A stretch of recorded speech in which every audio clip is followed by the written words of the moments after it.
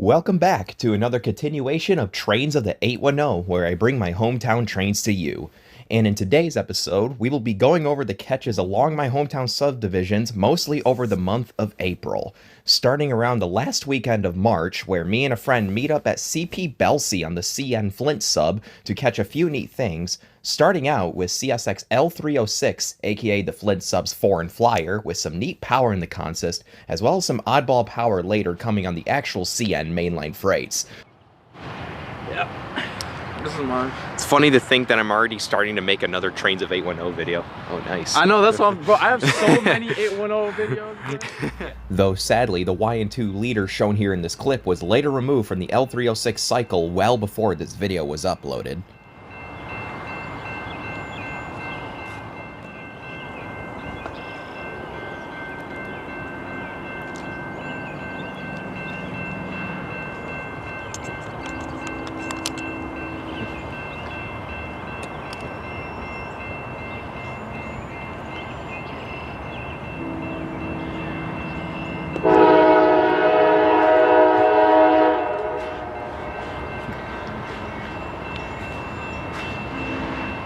.492.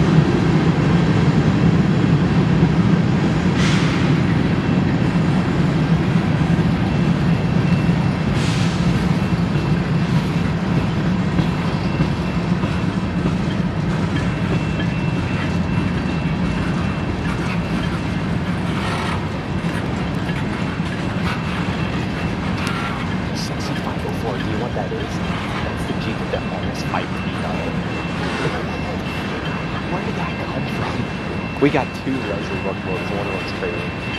Nice. Right.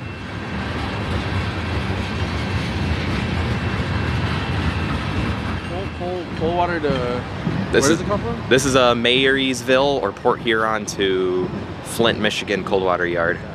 All right, crossing's up and he cleared. Yup, and once L306 was fully onto the CN to LSRC transfer track, we then see A492 pop out of the curve with its rather familiar oddball leader. There he is.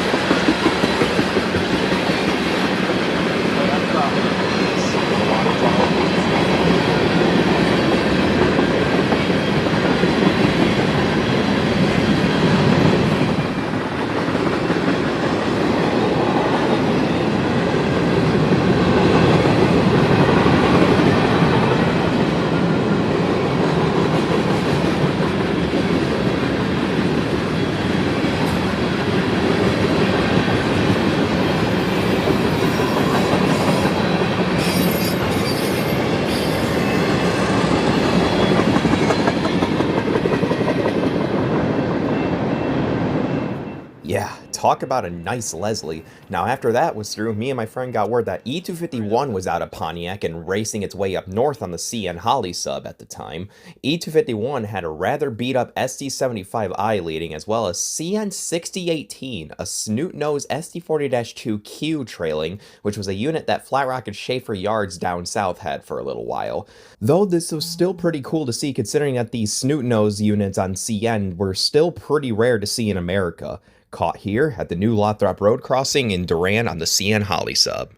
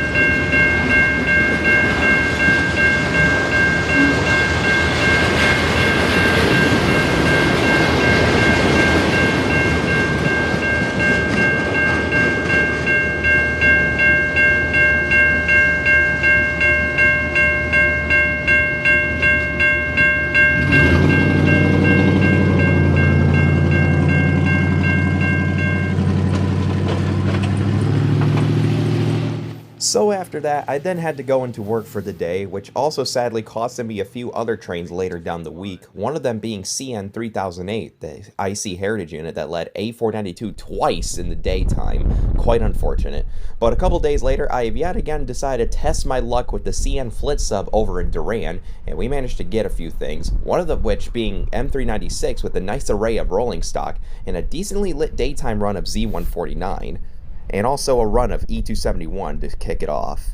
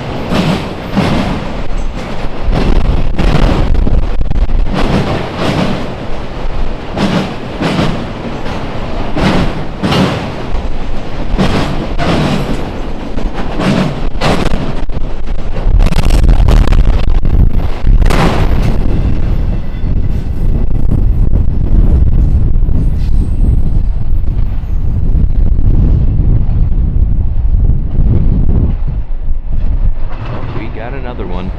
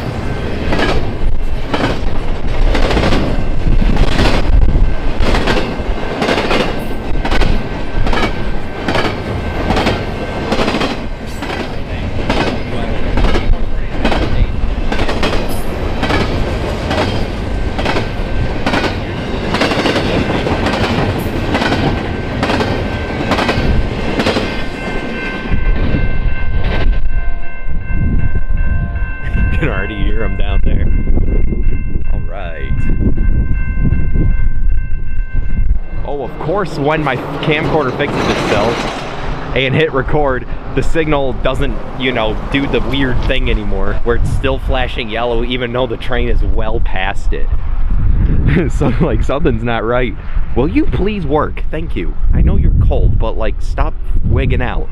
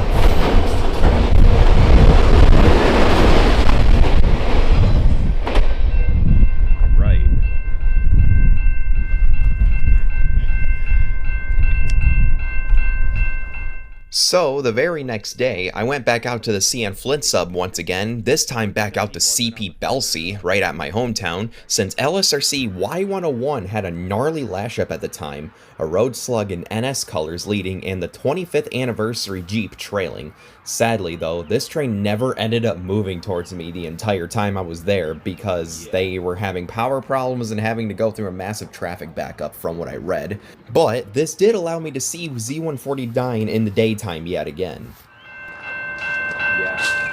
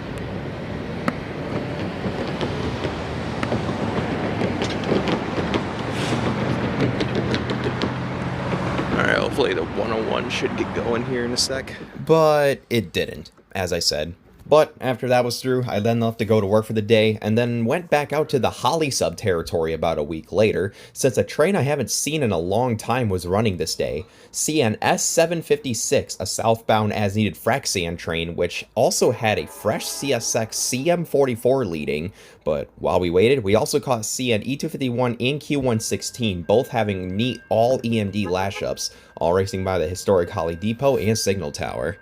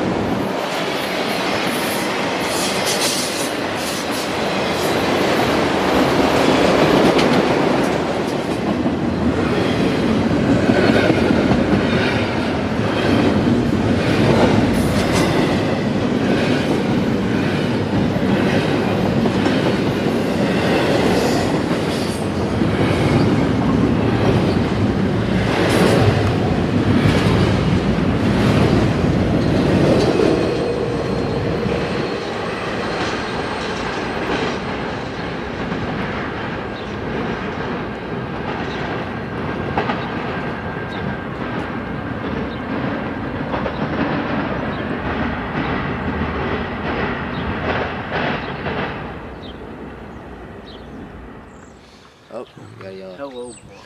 Yeah, the flashing red actually came first before the yellow did. That's cool. All right. CN detector, mile 56.2. Southbound, no defects. Temperature 59 F. Total axles 418. Speed 34. Detector out.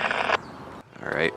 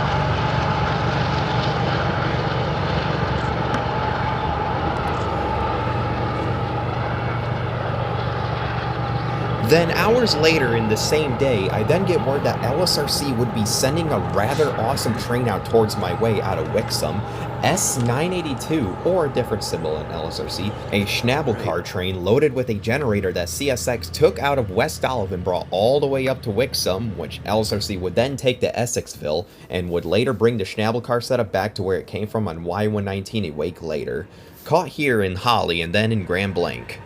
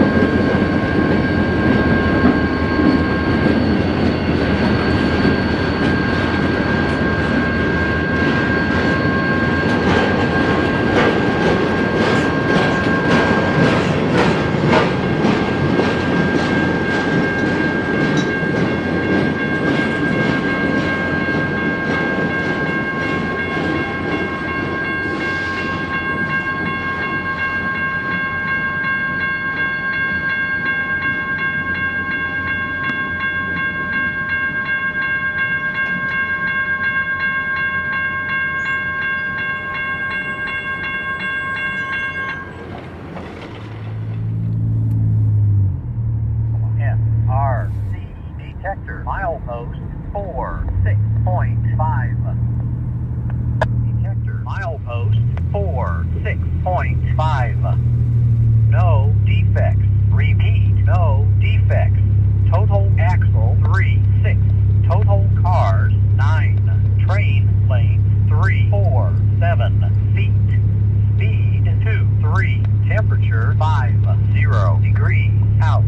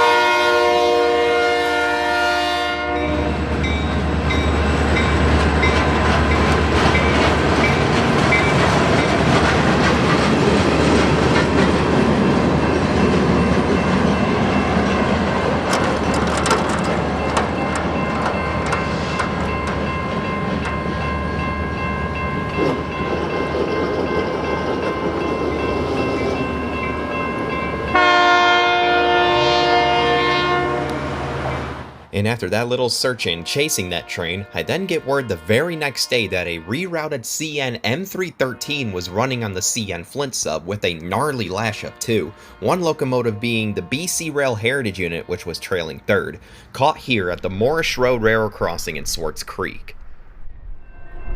So depressing.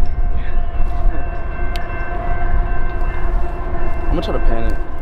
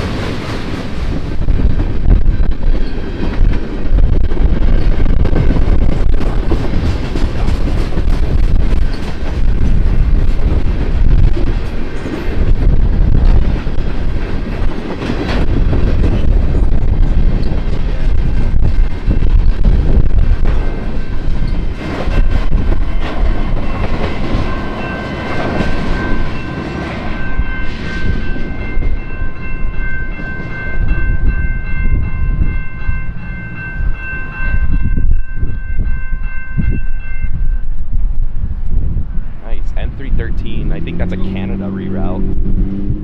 And yeah, once that was through, I didn't really have much time to go railfanning around my hometown again for the rest of this month until the very last day of April, where I catch LSRC Z127 northbound at a crossing right down the road from where I work.